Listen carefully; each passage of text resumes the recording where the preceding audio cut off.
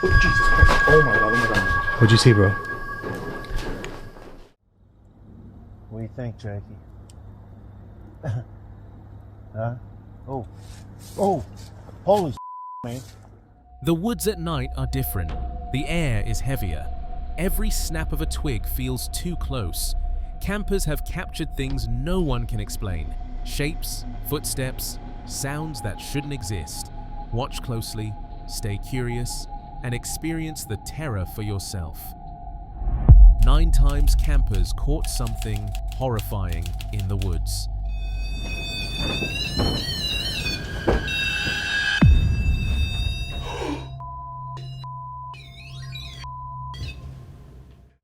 The video is from YouTuber Mo Sagi.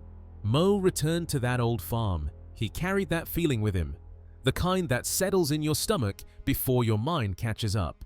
The building sat quiet under a soft night sky, wood sagging with age, shadows resting in the corners like they never left. He came back to camp in a place he once swore he wouldn't return to. Not because he wasn't brave, but because last time, something there made sure he felt unwelcome. Yet, here he was again, trying to understand what lives in the spaces where history refuses to let go. At first, everything felt still, almost peaceful in a strange way. But peace in forgotten places never stays long. And I've neglected.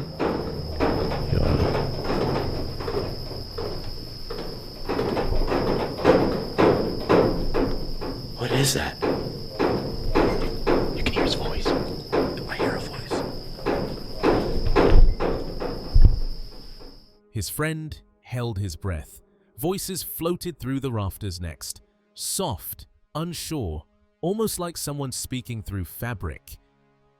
I'm still feeling the effects of being here. This was like, what, about a month ago since we came here? Mm-hmm. And, oh, Jesus Christ. Oh my god, oh my god. What'd you see, bro? Please tell me you saw that when you got and then clipped that on camera.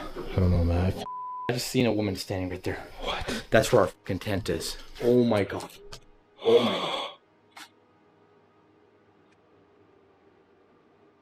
Then came the scream.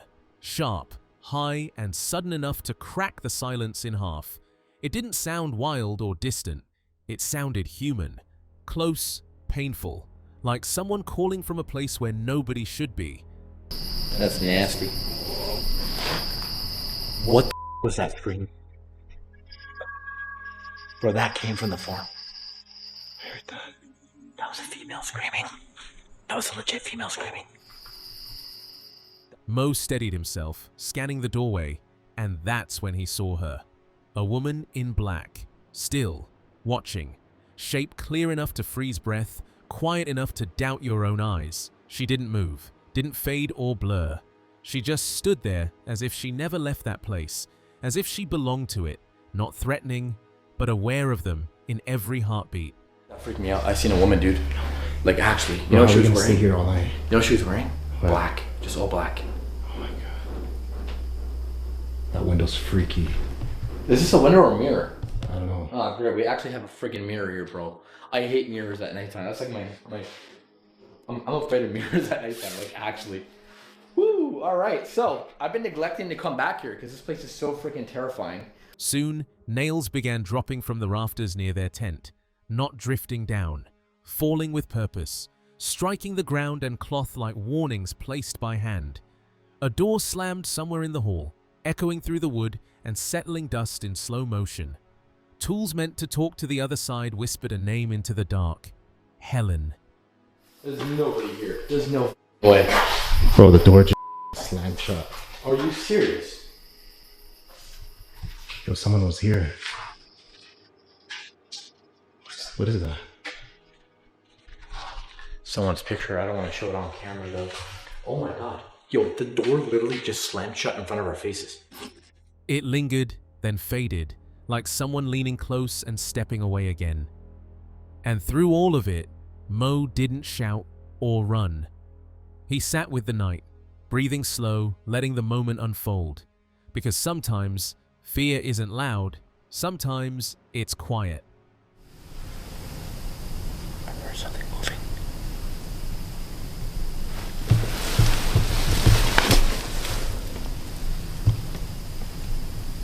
Almost.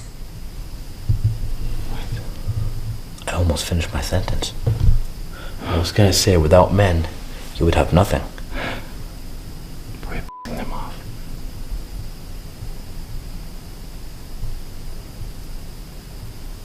I don't know, I feel like she's standing right outside of the tent. Curiosity wrapped in cold air and old memory. Some places don't try to scare you off. They simply remind you they're not empty.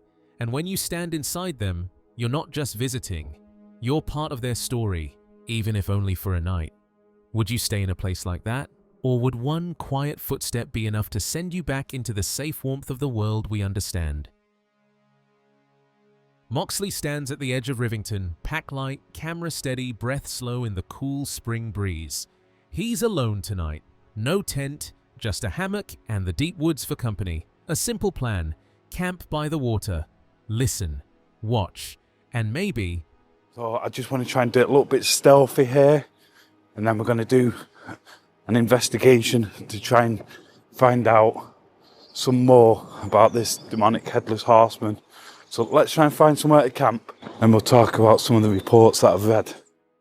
Meet the legend that has haunted this place for generations, a headless horseman, a rider without a face. Some call him demonic, some just whisper and avoid the story altogether. But Moxley came to learn the truth, not with shouting, not with drama, just patience, quiet steps, and open eyes. I thought I heard somebody speaking, but I suppose there could be other people out here. I want to try and keep it as stealthy as possible out here tonight. And hopefully I can catch as much evidence as possible. The sun dips low as he walks toward Liverpool Castle's dark silhouette. The lake glows gold. He moves alone, trying to stay unseen. Other campers sit across the water, their lanterns warm against the fading blue. Friendly voices carry on the breeze. He nods to himself, choosing a quieter edge of the shore. He wants space. He wants to hear the woods breathe. Hey! Who's there? I'm just trying to camp just like you lads.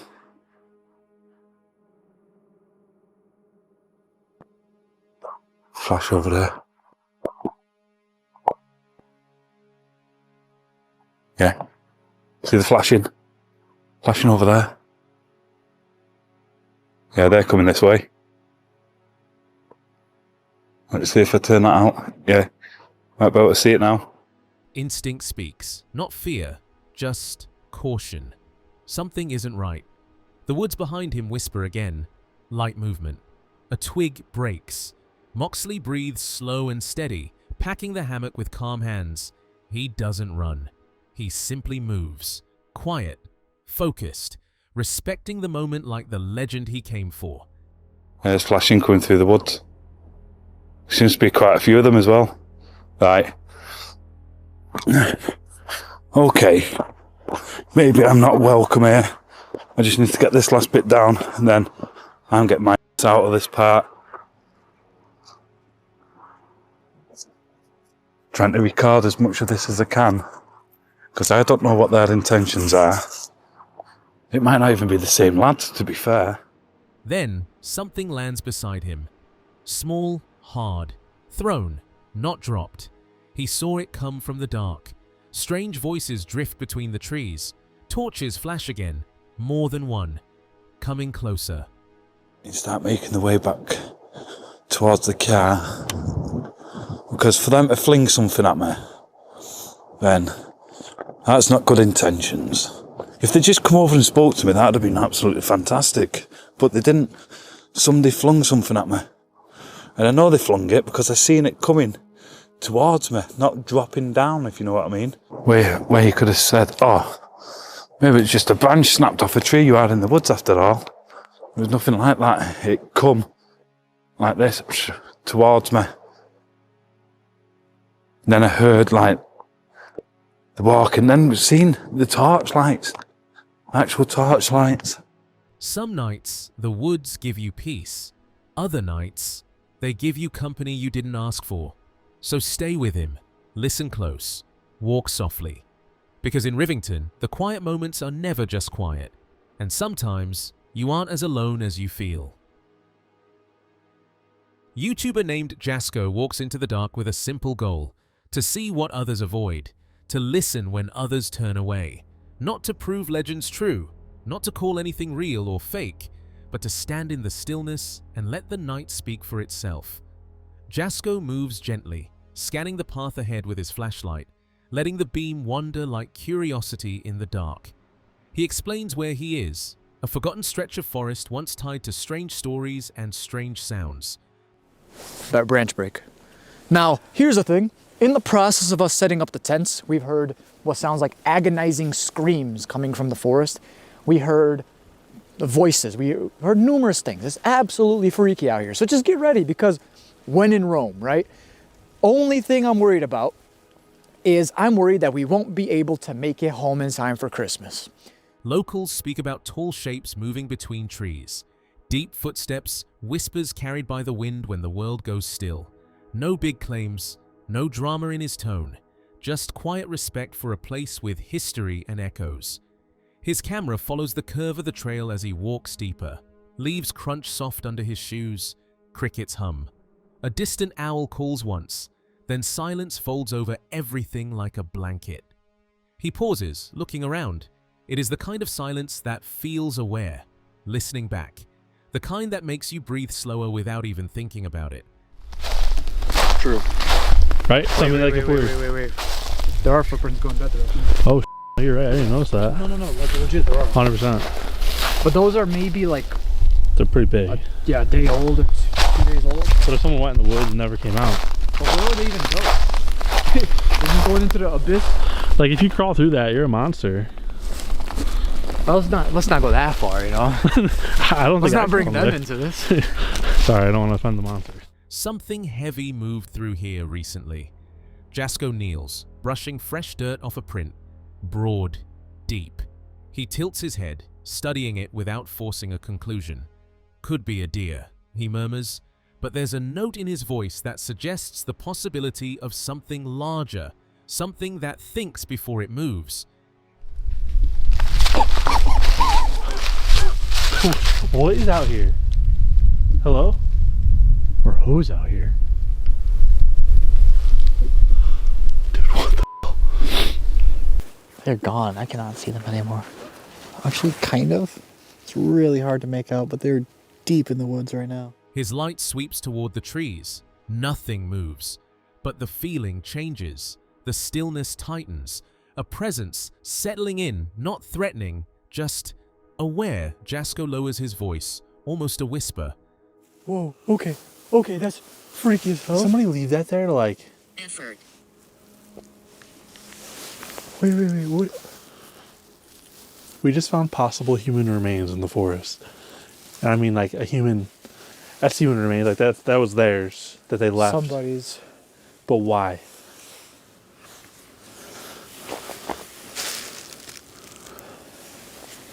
Please explain that to me. Bro, Again, it looks fresh. There's no snow on it. I don't like this. I don't like this at all. This is giving me a really bad feeling. Something's out there, he says, steady and calm. No panic, no shouting, just truth carried on quiet breath.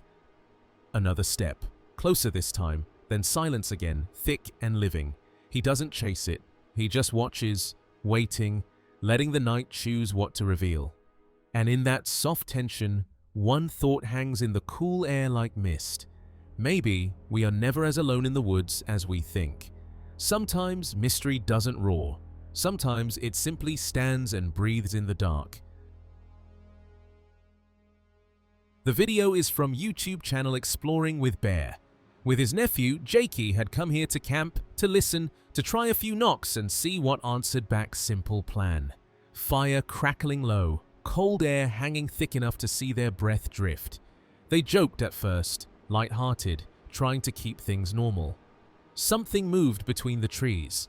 Not fast, not loud, but sure. Something with weight. Twice, something hit the ground hard enough to make the earth respond. Then, knocking, clean, sharp, deliberate. Not once, twice. Answered knocks, like the dark spoke back. And when they tried to shine light toward it, eyes flashed and dropped low behind brush. Jakey saw them first, high, not deer high, and they vanished the moment a beam hit them. Fear rolled in waves, but curiosity held steady. Fire burned on the night, pressed closer. Wood cracked again somewhere beyond the camp edge, and the feeling shifted from uneasy to hunted. That sounded like they were actually terrified too. It did. That was a weird freaking scary sound and scream. Ooh. Whoa. Gonna be dadding. Oh, that was a good one. Good one.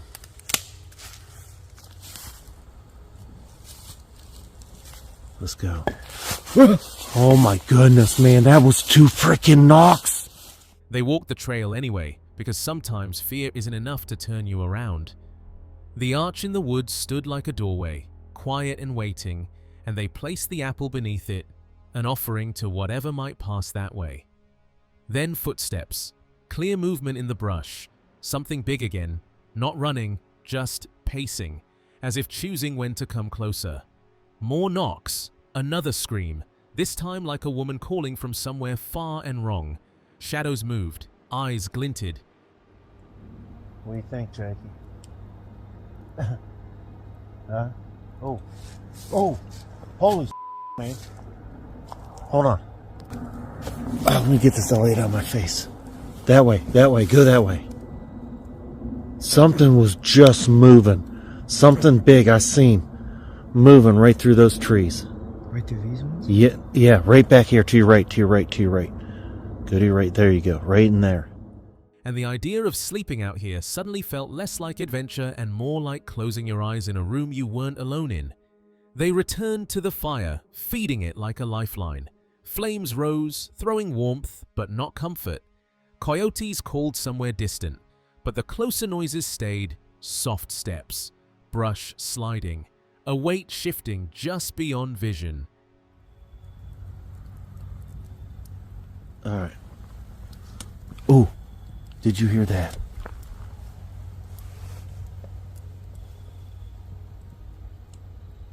Man, that was pretty big.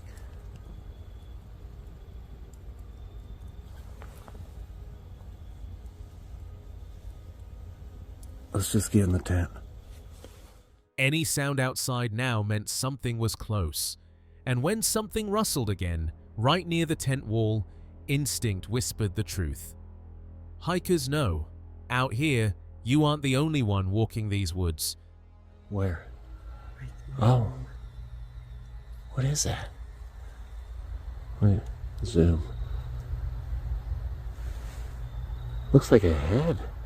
Like a skull. Is that a skull?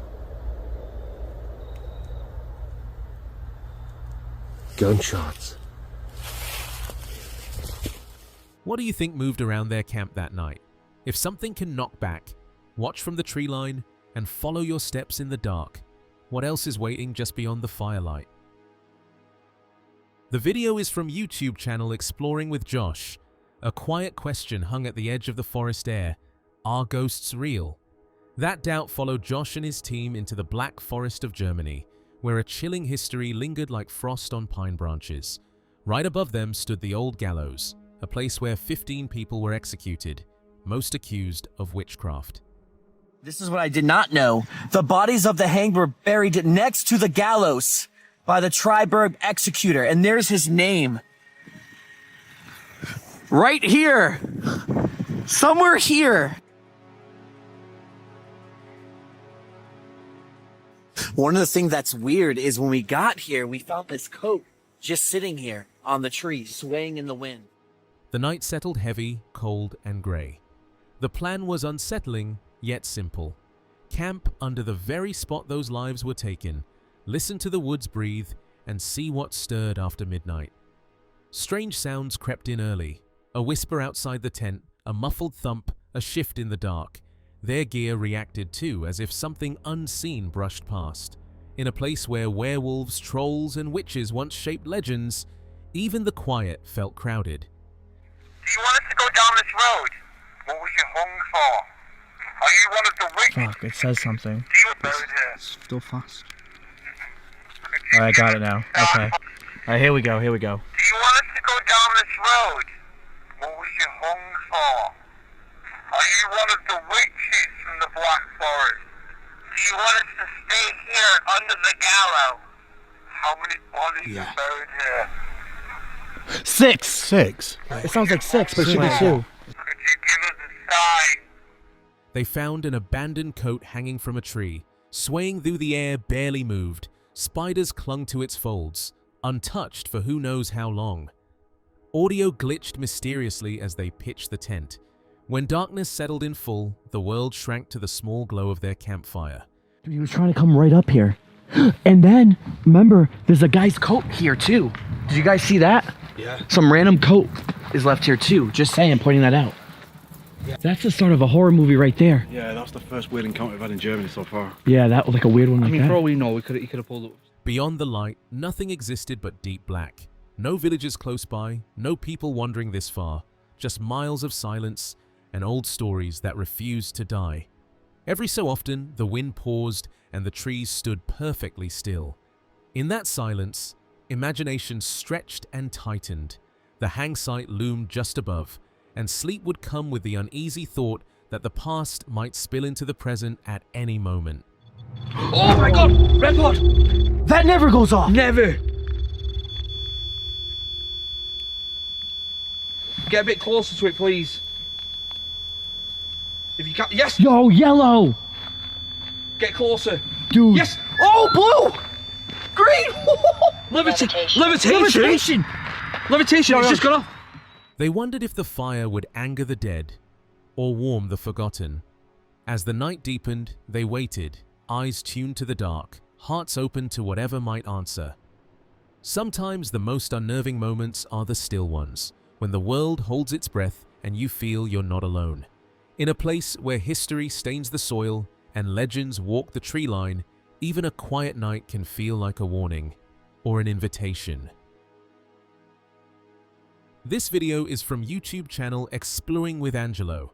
Angelo and Frank arrived deep in the woods near a frozen lake, breath visible in the beam of the dome light as they unpacked gear. The plan was simple, a quiet winter camp in an area whispered about for strange shadows and something else. They weren't even supposed to be here tonight. A closed campground gate hours earlier forced a detour, turning one drive into two and burning daylight until they found themselves setting up in pitch black cold. Talking or something. Well. Like, there's no one else here. We haven't seen another person. Even driving in, we didn't see anybody. Okay. Things are getting weird already. And we literally just got here. As they worked, laughter like howls drifted across the lake. Something walked out there. Each sound felt like a tap on their instincts, that quiet voice that says something is watching. I don't know, it's that way.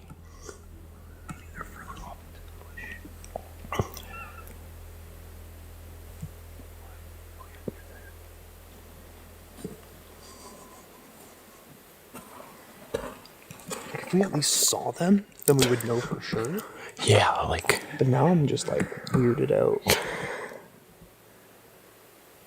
That's definitely people.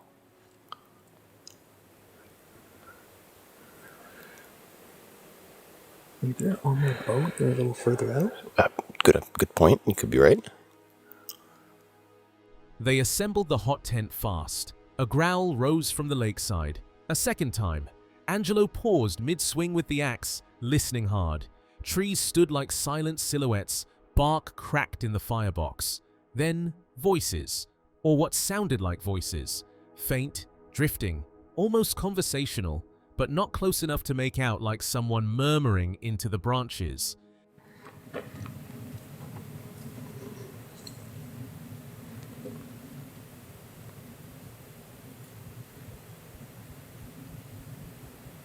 I swear I hear something moving, like, close to the tent. Fish. Yes, Really? tomorrow. You did say it. I know, yeah. They kept moving. Cold helped that. Fire needed tending, wood needed cutting, gear needed sorting, but the growls kept slipping through the trees, the sound bending from one direction to another like something circling.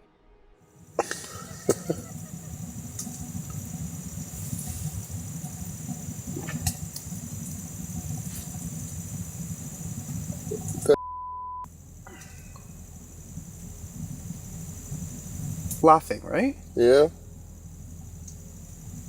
That was not an animal. That's literally sounded like a... Footsteps? Even tired, they knew the difference between wildlife skittering and something walking. Nobody visible. No tent, no movement.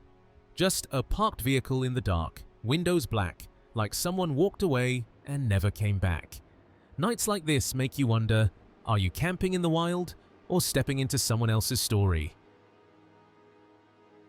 From the channel Groovy Gavin, this investigation takes him to 3 of the most haunted homes in America: the Sallie House in Kansas, the Whaley House in California, and the Winchester Mystery House in San Jose. Each location carries years of stories, and Gavin's goal is simple: find out if the legends hold any truth. He starts at the Sallie House in Atchison. Cameras are set. The house looks ordinary at first. Minutes later, faint movement is heard upstairs. One slow step, then another. Gavin stays quiet, watching the monitor.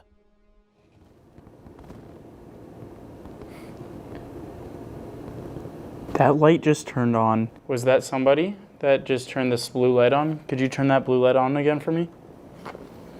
I don't know what that was.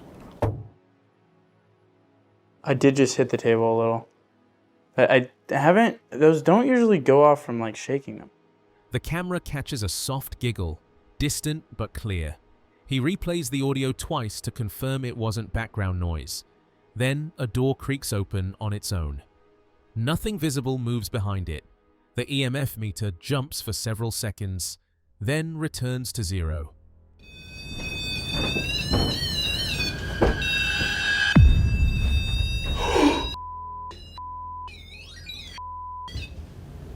Okay, so maybe we should go in there? I gotta put this somewhere like somewhat stable. You know, maybe they're on the bed. His second stop is the Whaley House in San Diego, a place tied to both tragedy and public history.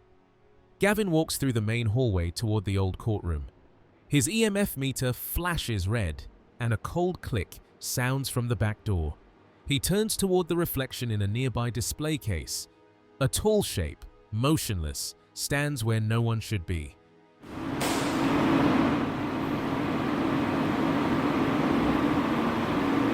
Was that insanely loud creak over in the corner of the room you? Is there anything I can do or help you with, David? What do you need from me? He checks the next room immediately.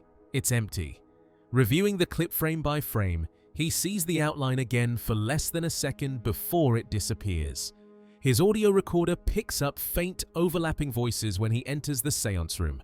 The door shuts hard behind him, startling him into stillness. The EMF meter spikes again, then drops suddenly as the whispers fade. 3 houses, 3 encounters. None give answers, but each leaves a trace. Gavin ends the trip certain of one thing: some stories don't need proof to be real. Would you keep exploring, or leave the moment something unseen starts walking behind you? This footage comes from Chris Baird's channel, where he and Jasko spent 2 nights investigating an abandoned cabin deep in the hills. What started as a simple overnight challenge turned into one of their most unsettling trips. Hours passed quietly before small things began to shift. Equipment batteries drained faster than usual. The motion detector near the doorway triggered twice, though nothing was in frame. That was legitimately something running at you, like full speed. Listen, and here's the thing. We get those comments all the time that are like, you guys do this all the time. How are you like still so scared? Guys, the matter of the fact is, we have to spend the next 48 hours here. Yeah. So when I hear something like that, the thing that's in my head...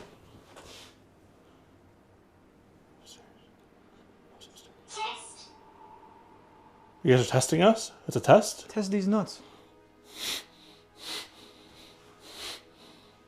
You said it last time. I was watching the video back on the way up here. You said, we're in bear country. Well, that's all that's really running through my mind right now, if I'm being honest with you. Then came the tapping, soft at first, then deliberate, spaced evenly, like someone testing how close they could get. You're getting concerned now because they have all the lights off. Excuse me. What's a requirement? Can you talk more about that? Oh, is there a bat? You. What happened? The bathroom lights on, I think. Oh, they can't hear shit right now, No. so. Sorry. Sorry. I'll take that. From there, every sound felt intentional. Light footsteps circled the outer walls. Something brushed against the side window, then retreated. Inside, one of their cameras flickered and stopped recording altogether. They switched to backup gear and continued documenting. Moments later, a distinct pattern of knocks echoed through the cabin. Chris? There's a vacuum right there, bro. I don't want the cabin to stay dirty. You're very responsible, but no. Record what happens. Did you not hear that? It sounded It was like howling or something. Yeah. It said record what happens. It wasn't random. 3 sharp strikes, then a pause, repeated again. Each time they answered, the pattern changed. The team checked the perimeter, but the ground outside showed no signs of anyone moving around. Near the back corner, the temperature meter dropped suddenly, and a faint static noise filled the room, though no devices were on. There should not be. He keeps talking about the cemetery and these unmarked graves, like literally proving our point. But my thing, Chris, is if we're going to be staying here tonight and tomorrow night, I want to make sure that we're the only ones out here. Yeah, no, 100%. Like the fact that we're hearing a human voice is. Yeah, man. The world has changed. The world has changed. The world has changed. Yeah, everyone's so soft. One thing I want to talk about too, and I don't know if we talked about it in a while, but When they reviewed their footage later, a figure appeared briefly between 2 door frames, tall, still, and almost blending into the shadows. It stood there for less than 2 seconds before vanishing from view. No footsteps followed, no sound, just the quiet aftermath that makes you question what you've seen. By dawn, both agreed the session had reached its limit. The sense of being watched never lifted, even outside the cabin. As they packed their gear, a single knock echoed one last time from inside. Though the door was already closed, Chris ended the recording with a simple line that lingered long after the video faded. Some places don't want answers, they just want to be remembered. Would you keep filming in a place like that, or walk away before it looks back? Paranormal Discovery team returned to a forest long known for strange unexplained phenomena. This remote area is tied to a story dating back to the 1700s, when a man entered the woods after a violent domestic incident involving a pearl dagger. Since that time, locals report a humanoid entity known as the Dagger Woods Howler or Heidi Hinder inhabiting the area. Some describe it as a Wendigo, others as a Sasquatch, but everyone agrees that it is highly elusive, intelligent, and dangerous to encounter. The team arrived with caution, aware of the legend and the history of mysterious sightings. Within minutes, unsettling sounds began to emerge. Loud, irregular tree knocks resonated through the forest, deep and heavy, too precise and deliberate to be caused by natural events.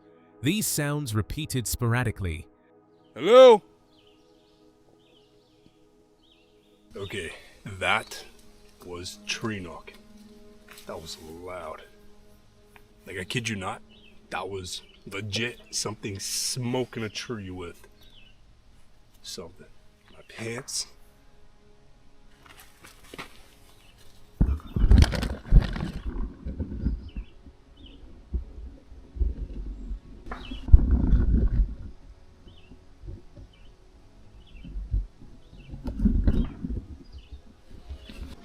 What is that?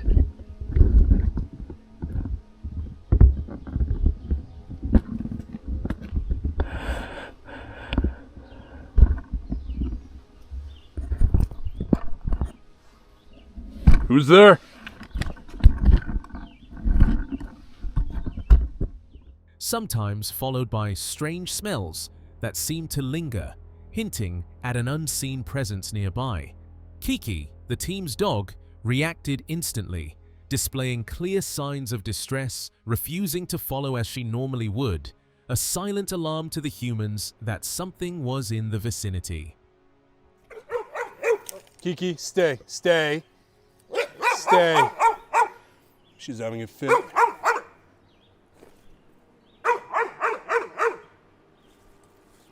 What? As darkness fell, the forest came alive with eerie auditory cues. Howls sounded in the distance, at first resembling coyotes, but carrying a harsh, rusty edge. Research shows that Bigfoot can mimic local wildlife, and the unusual quality of the calls reinforced the theory that something extraordinary was present. Prior night shots captured humanoid figures with round, solid heads at close range, suggesting a real, tangible entity moving through the dense terrain. The entity was observed from multiple vantage points, yet it remained largely unseen, moving with a stealth that seemed to toy with perception. Get close to me. They're close to us, Charles. Grab something. Oh.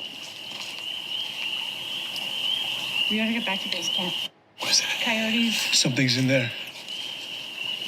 Lots of people claim to hear stuff, see stuff. I captured a humanoid figure in a night shot. I took several photos in the complete darkness, came out with a humanoid figure watching me from like not even 100 meters away. So yeah, it's weird here, guys. Like, I've actually captured it in a photograph. I know there's a humanoid somewhere.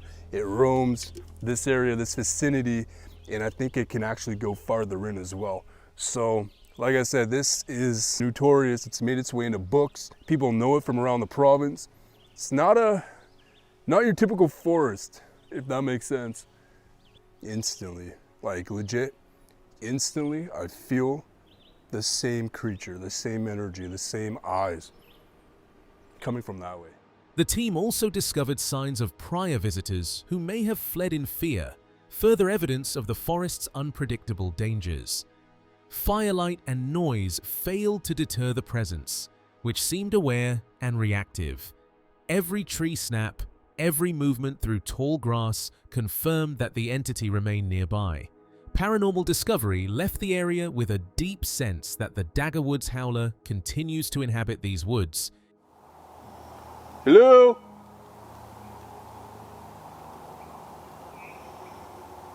Am I in the presence of something bad? It's circling. It's actually around me. I can hear it going in a circle. Then I can hear it from behind where the mic is. There might be multiple, if not one, just circling me right now. Intelligent, elusive, and unpredictable, the humanoid, whether Sasquatch, Wendigo, or a figure born of legend, remains a constant hidden presence, watching and moving silently among the shadows, a reminder that some mysteries never fade. Holy shit, I smell something horrid. That smell is a horrible body odor from an animal. It's somewhere ahead of me right now. Okay, I'm gonna start trailing back because whatever that smell is, it's an animal coming to.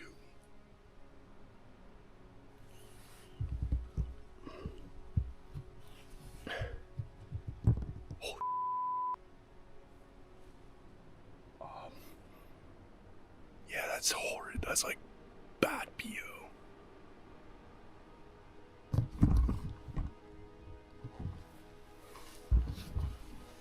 I hear moving.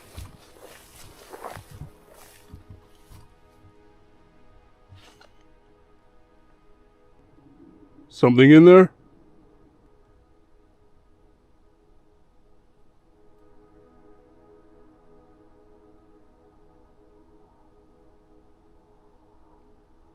What's in there? What are you? Those moments didn't fade when the camera stopped rolling. For each camper, the forest changed that night, no longer just trees and trails, but something deeper, older, watching. Whether these encounters were creatures, spirits, or something we still don't understand, one thing is clear. The woods hold secrets. What do you think they caught out there? Keep exploring, stay safe, and stay curious.